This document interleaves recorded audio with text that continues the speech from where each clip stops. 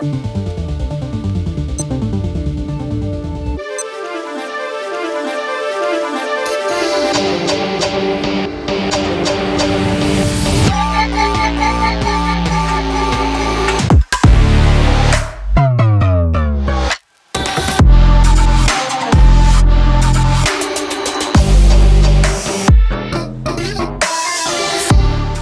did this weekend go? Seriously, I don't know.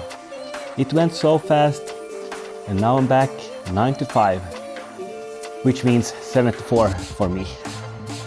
But seriously, where did this weekend go?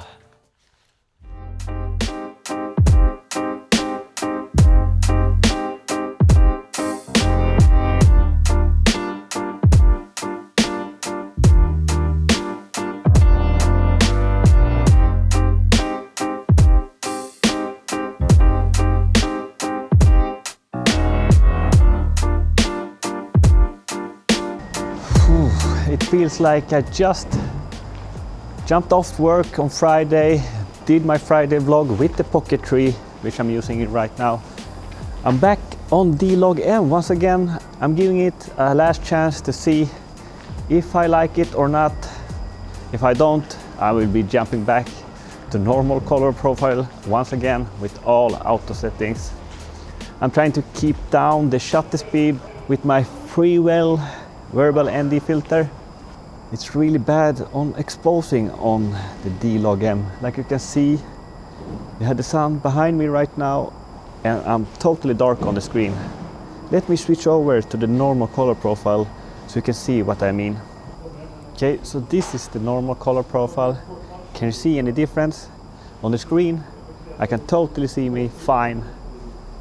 But with the D-Log M, I don't know. Let's try to put on the ND filter and see what happens.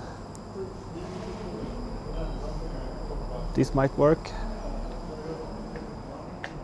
Yeah, anyway, let's keep the normal color profile and try to play around with the ND filter instead. I did my Friday vlog, took out the Pocket 3, give you some helpful tips with the AirPods.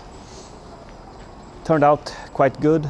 Came home, played around with the kids, went to bed, woke up, and it was 7 a.m. once again, Monday, back at work. Where do all the time go? Do you have the same feeling, or am I alone about this? I did not end up filming too much. I did try to bring my camera on my Saturday. If I'm reflecting back a little bit, on Saturday I took my camera with me. I was helping some family to move apartment to a bigger apartment. So it was a little bit more heavy lifting on that day.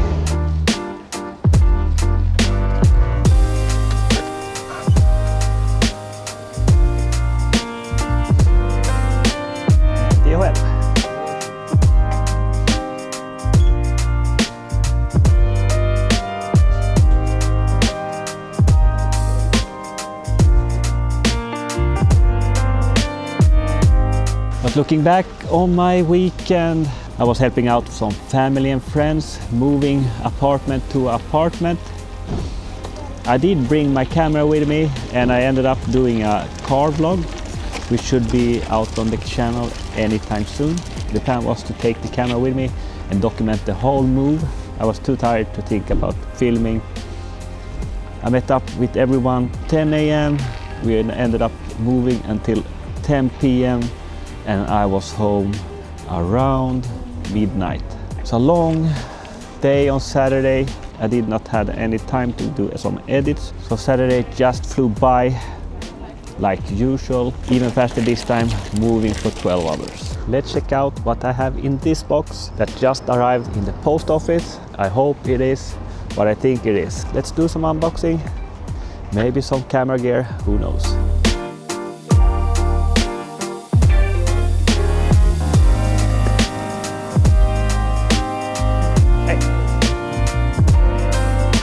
And guys, I want to know, how was your weekend? Write it down in the comments.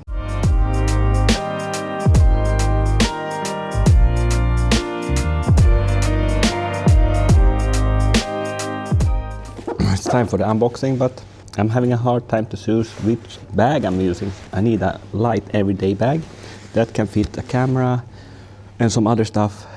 I have my more expensive Ulanzi bag, but it's almost double the weight as this cheaper Ben Choi bag I have. So I had my Ulanzi bag for like 2 weeks and tried it on, and it's still heavy, it feels heavy, I can't get used to it. So I switched back to my older Ben Choi bag, and it's a breeze. Much lighter bag. I did my video on the Ulanzi bag. I might not upload that and do a new one on this bag instead, because this one will probably be the bag I will be using every day from now on, until I find a better and lighter bag. This will be the one for now. Okay, let's open the box now.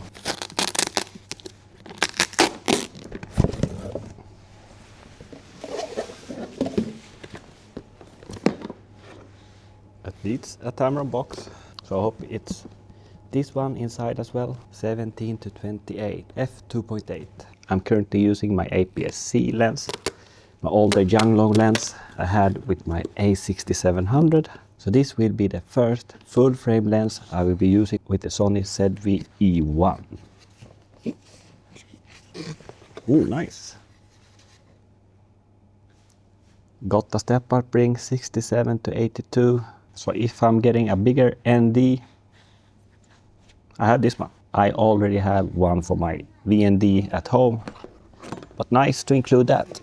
Looks nice, not many scratches on it. Let's see, a little bit of dirt. I will clean it when I get home. Okay, let's put it back in the box. I have some errands in the grocery store, and then put it on the ZV-E1 so you can see how it looks with this lens. Let's go.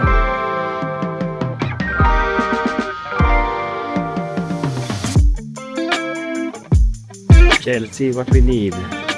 Mushrooms, broccoli, and some baby food. Let's buy them at home, try out the camera lens.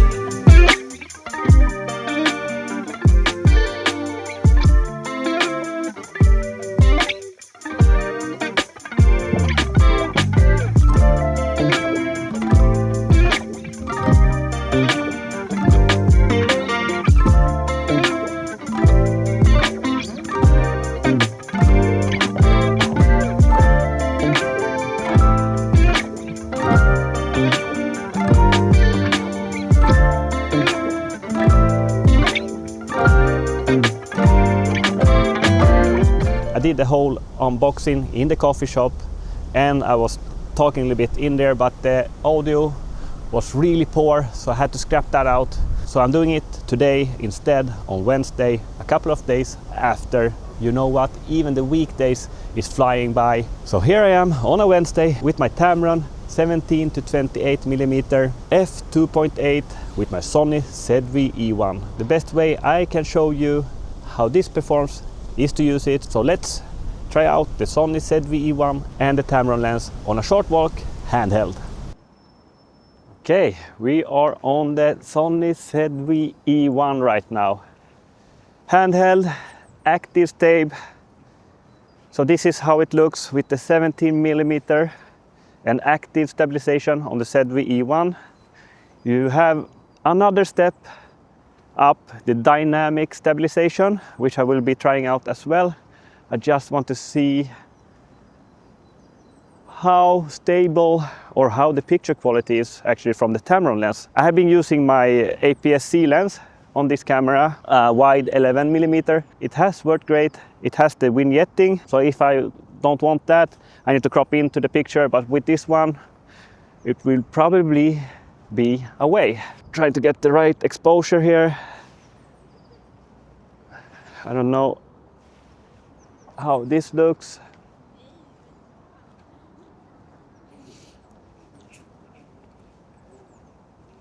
But yes, I'm using almost everything on manual on this camera. White balance, shutter speed and ISO, everything on manual, S-Log3. I like to do it on my bigger camera, but this is why I'm not using it daily for vlogs. I'm already tired in my shoulder and arm carrying around this one handheld.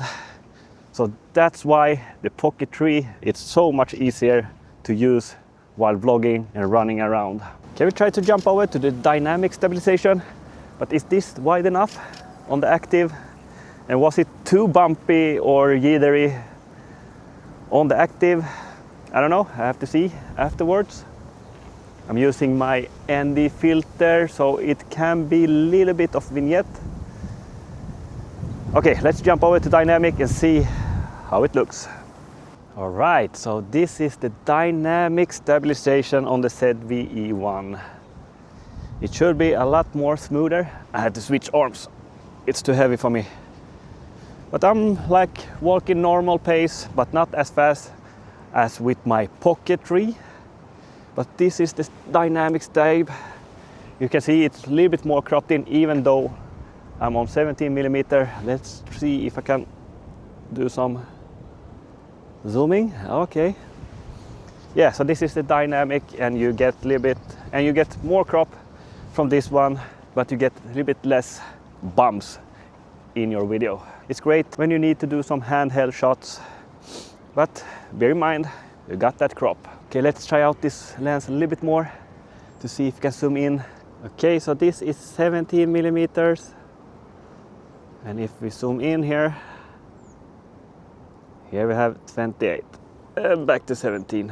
Okay, so we have seen a little bit more of this lens and the Sony ZV-E1 on how it performs.